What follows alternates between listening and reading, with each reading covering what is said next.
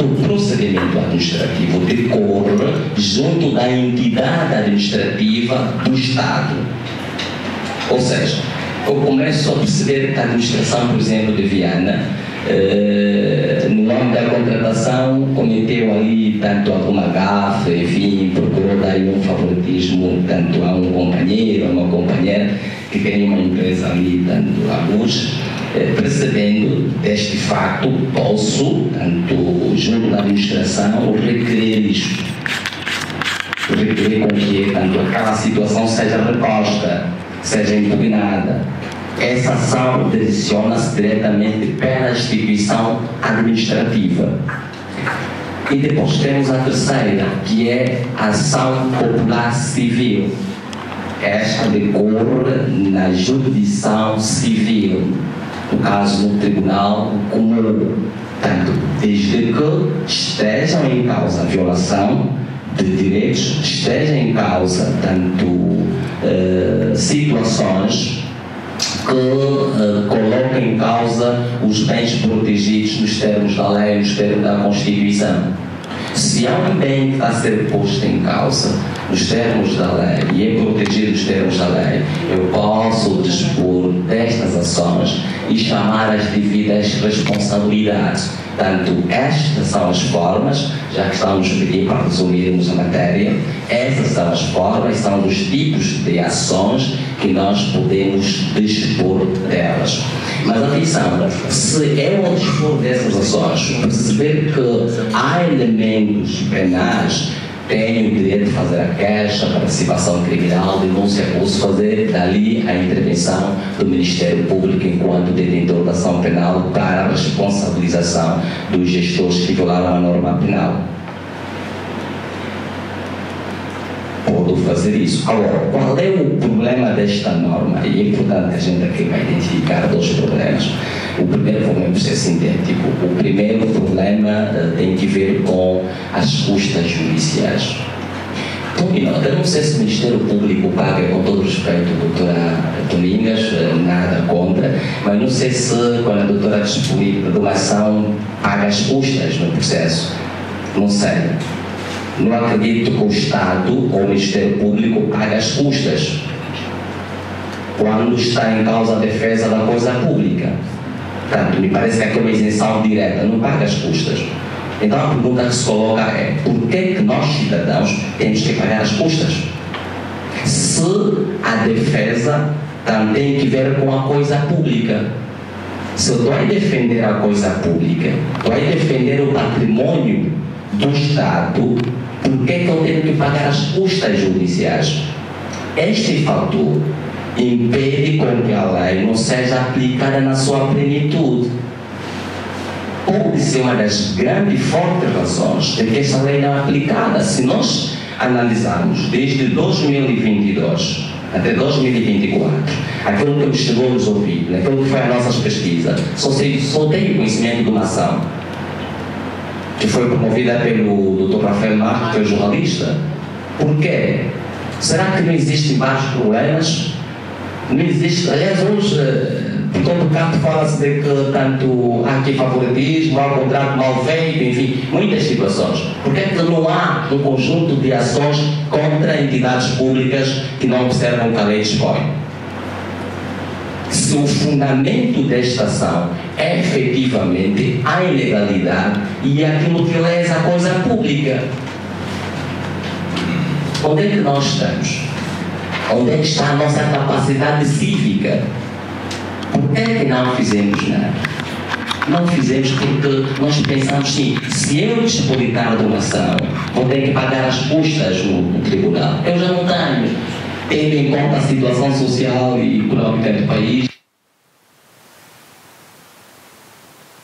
vou dar o pão, porque eu tenho que pagar as custas do processo, estou a defender uma coisa pública. A esposa, o esposo, você não está vivendo. Não tem que ver como é que você está a pegar dinheiro para ir pagar as custas, para dizer isso. E o que é que o Estado devia fazer? É que a isenção. Quem de facto entender promover uma ação não devia pagar. Deve haver uma isenção, não paga. Se assim acontecesse, pensamos nós que qualquer de nós pudesse escolher uma ação.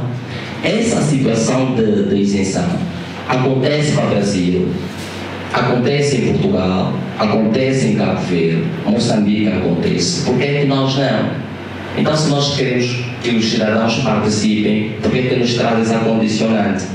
Não obstante, há uma exceção à regra de que, tanto se não tiver condições, tens que declarar. Mas para declarar, isto não é automático.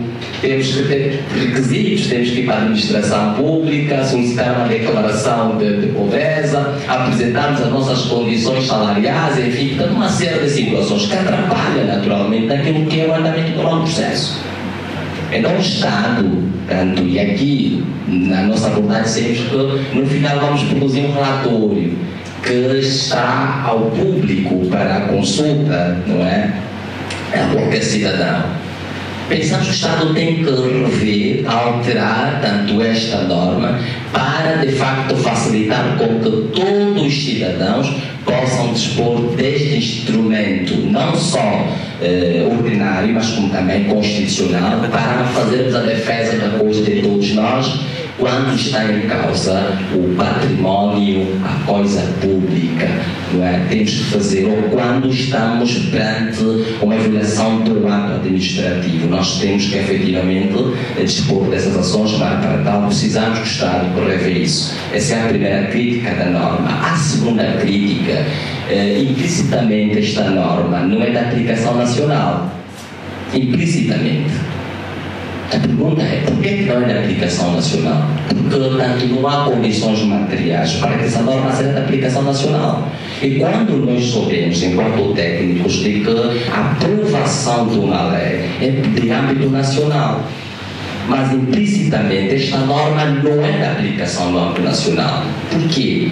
Porque, tome nota, os atos que lesem a coisa pública não acontecem só em Luanda ou nas cidades capitais, não.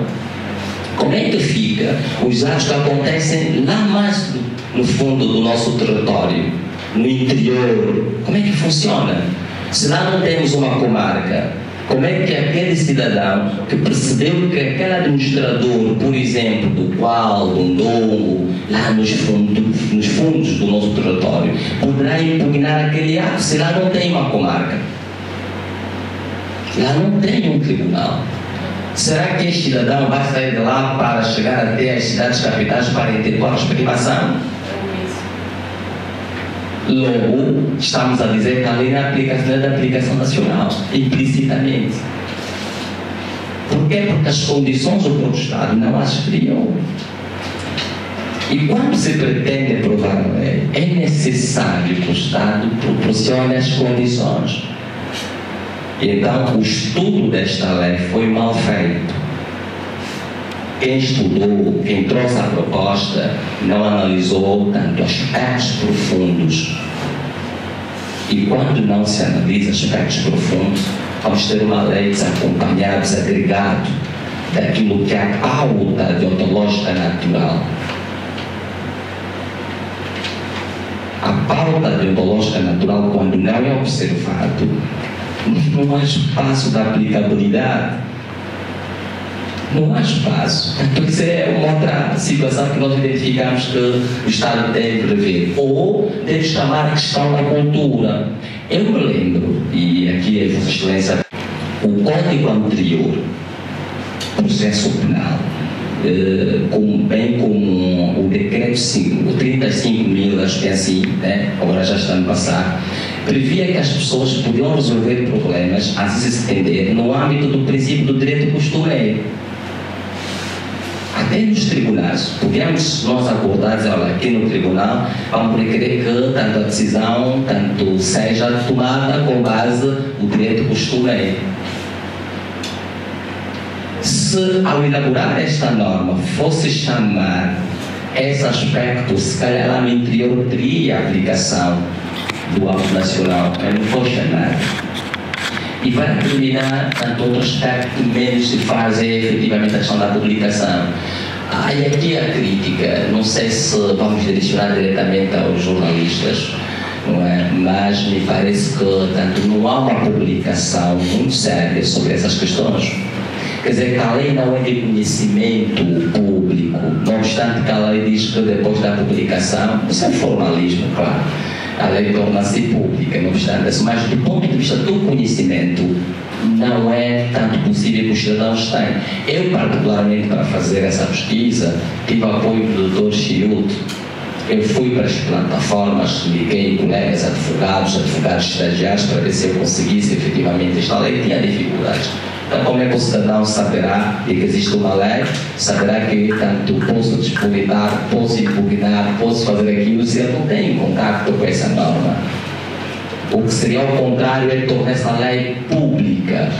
Os meios de comunicação social deviam pegar da norma e publicar duramente nisso para que qualquer cidadão tomasse conhecimento da existência dela. E deste modo termos ali, se calhar, tanto somos mais ou menos ali 30 milhões, no cálculo rápido teríamos ali 29 milhões de processos contra as entidades públicas, se a lei fosse muito bem divulgada, mas como não está bem divulgada, não temos essas ações. E o Estado espera de nós que atuemos. Como é que vamos atuar com esse desconhecimento? Mas eu acredito que, depois desse diálogo com as vossas excelências, estamos em condições para impugnarmos qualquer ato da administração pública ou das entidades públicas que alesem o património público. Portanto, Sr. Bolsonaro, muito obrigado. Espero que não sinta-se mal porque roubei mais do que 10 minutos. Obrigado.